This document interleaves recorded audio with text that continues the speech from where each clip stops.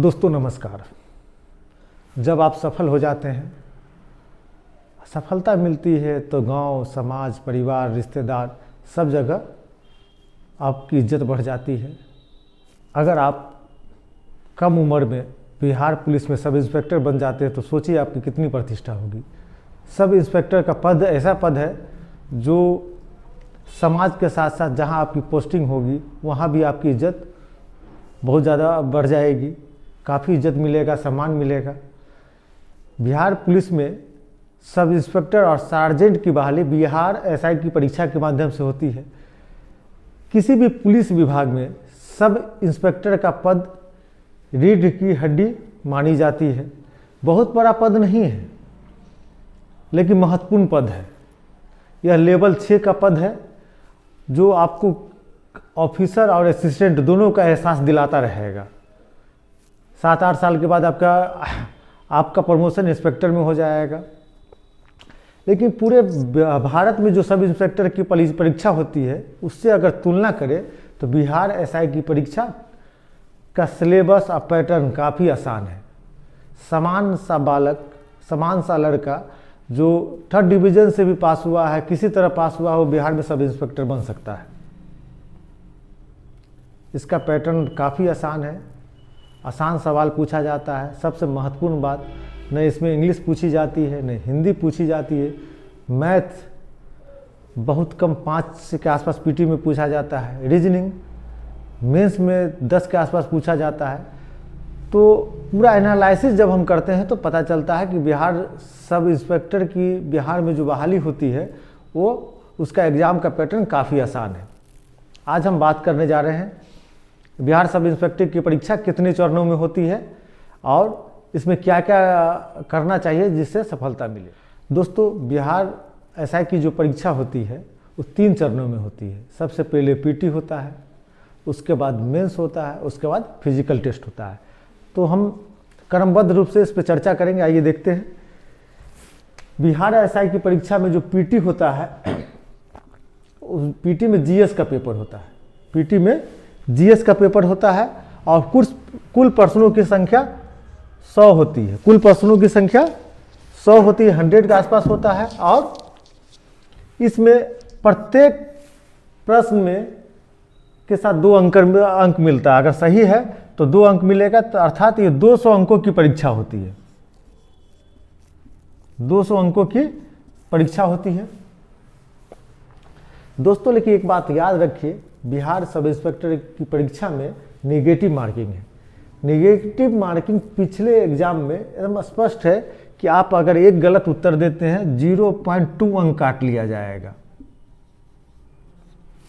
मतलब एक सवाल का आपको सही सवाल का 2 नंबर मिलेगा, अगर गलत आंसर देते हैं तो 0.2 अंक काट लिया जाएगा। इसका मतलब हो गया कि जो नेगेटिव मार्किंग है 110 है।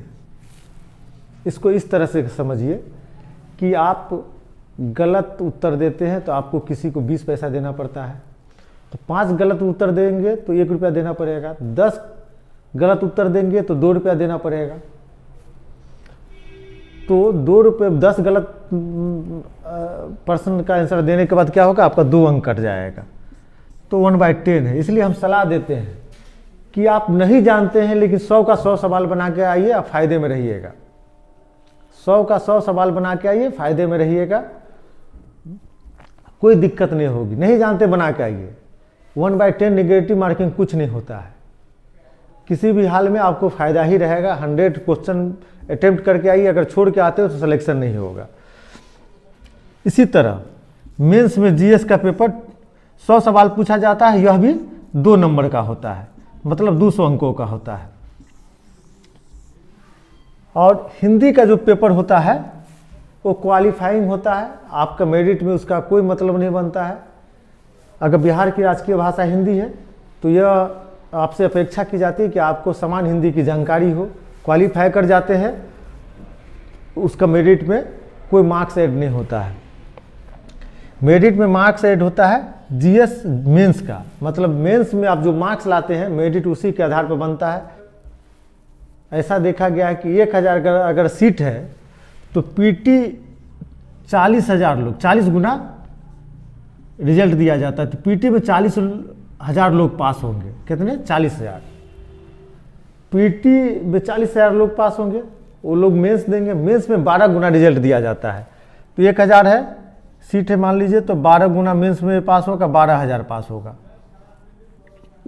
12,000 जाके फिजिकल देगा और उसमें से जो मेरिट में आएगा उसका सिलेक्शन हो जाएगा।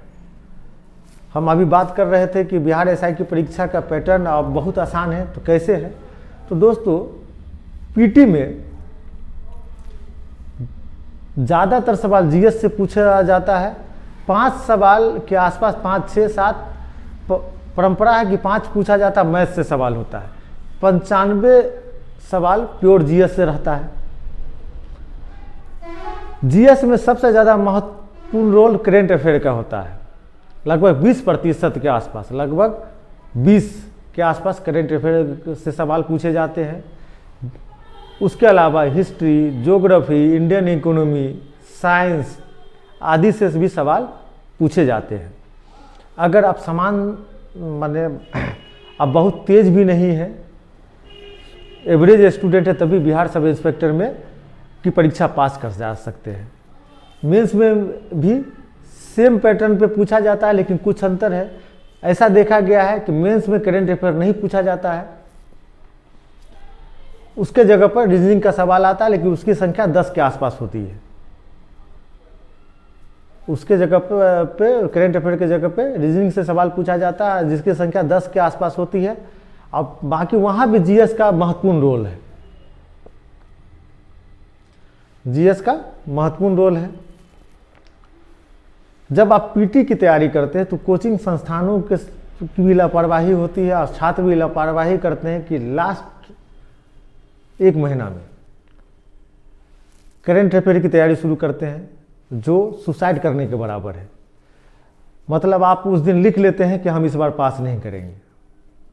आपका भाग उसी दिन तय हो जाता है जब आप करंट अफेयर की तैयारी लास्ट 1-2 महीना में करते हैं, तो उस दिन आपका यह तय हो चुका होता है कि आप इस बार एसआई की परीक्षा की पीटी पास करने वाले नहीं हैं। पीटी के लिए सबसे ज़्यादा फोकस आपको करंट अफेयर पर रखना है। इसके लिए क्या करना है? तो इसके लिए ज़रूरी है कि आप कोई भी एक मासिक पत्रिका पढ़ें, पेपर पढ़ें। मासिक पत्रिका में जो हिंदी बेल्ट है उसमें सबसे अच्छी पत्रिका प्रतियोगिता दर्पण है। प्रतियोगिता दर्पण को सिर्फ पढ़ना ही नहीं है, उसका नोट्स भी बनाना है और नोट्स बना के अध्ययन करना है। जब परीक्षा होने वाली है उससे 18 महीना पीछे का मैगजीन पढ़े और नोट्स बनाए। नोट्स बनाने के लिए इसलिए कहते हैं कि मान लीजिए कि आप एक मैगजीन में पढ़े कि मुख्य चुनाव आयुक्त ये है, पता चला कि 4 महीना के बाद बदल गया तो आप में कन्फ्यूजन बना रहेगा। नोट्स बना कर रखेंगे, मान लीजिए आप एक नोट्स में कॉलम बना दे सरकारी संस्थानों के अध्यक्ष, तो उसमें अध्यक्ष लिखा रहेगा। जब चेंज होगा तो फिर आप जब उसमें फिर एंट्री करेंगे नोट्स बनाने वक्त में, तो जो पहले से आपने एंट्री कर रखा उसको आप हटा देंगे। इसलिए करंट अफेयर को नोट्स बना के पढ़ना चाहिए। और एक और कारण है कि नोट्स बना के पढ़ना चाहिए, लास्ट जो 1 महीना बचता है उसमें करंट अफेयर का रिवीजन चाहिए। तो 18 मैगजीन आप कैसे पढ़ सकते हैं? जरूरी है कि वो नोट्स में बना हुआ होना चाहिए। उसके अलावा हिस्ट्री का अध्ययन करें, ज्योग्राफी का अध्ययन करें, इंडियन इकोनॉमी का अध्ययन करें। प्योर इकोनॉमिक्स से सवाल नहीं पूछा जाता है। साइंस का अध्ययन करें, थोड़ा सा मैथ भी देखें, percentage, profit and loss, probability का भी 1-2 सवाल देख लीजिएगा, अक्सर वहाँ से पूछा जा रहा है।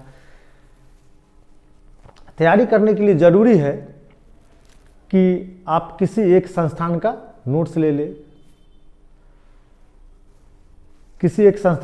ले लें, और अभी मार्केट में लुसेंट सामान्य अध्ययन की किताब बिकती है, उसमें कुछ कमी है लेकिन बहुत अच्छी किताब है।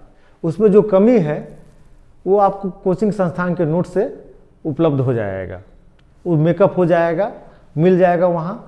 और देखिए हम लोग क्या करते हैं कि कर रहे हैं दरोगा की तैयारी, पढ़ते हैं नोट्स आईएएस का। देखिए हिस्ट्री आपको दरोगा में भी पढ़ना है, आईएएस में पढ़ना है, लेकिन कोई भी कोचिंग संस्थान सिलेबस के अलावा कोई भी कोचिंग संस्थान सिलेबस के अलावा परीक्षा पैटर्न को देखकर नोट्स उपलब्ध कराता है। तो आईएएस मान लीजिए कि कोई ज़रूरी नहीं है कि जितना करेंट पेपर यहाँ पूछा जा रहा है दूसरे परीक्षा में पूछे, तो ज़रूरी है कि जिस चीज़ की तैयारी करे उसी का नोट्स पढ़े। 10 कोचिंग के नोट्स को पढ़ने से अच्छा है कि एक कोचिंग के नोट्स को 10 बार पढ़े। किसी प्रतिष्ठित कोचिंग संस्थान का नोट्स ले लीजिए, क्योंकि जो संस्थान प्रतिष्ठित है इसी तरह प्रतिष्ठा उसको नहीं मिलती है। ज़रूर कोई न कोई बात होती है जिसके कारण उस कोचिंग संस्थान को प्रतिष्ठा मिली है। तो प्रतिष्ठित कोचिंग संस्थान का नोट्स ले ले और लूसेंट साथ में मिला के और प्रतियोगिता दर्पण को रख कर तैयारी शुरू करें। एक और ऐड करना चाहेंगे हम कि अक्सर हम लोग देखते हैं कि हम लोग पूरा ज्योग्राफी पढ़ जाते हैं, हमारे घर में ना मैप का एक मैप लगा होता है ना हमारे पास ऑक्सफोर्ड एटलस होता है। तो एक एटलस ले ले और भारत का, बिहार का घर में मैप लगा ले, उससे स्टडी कीजिए।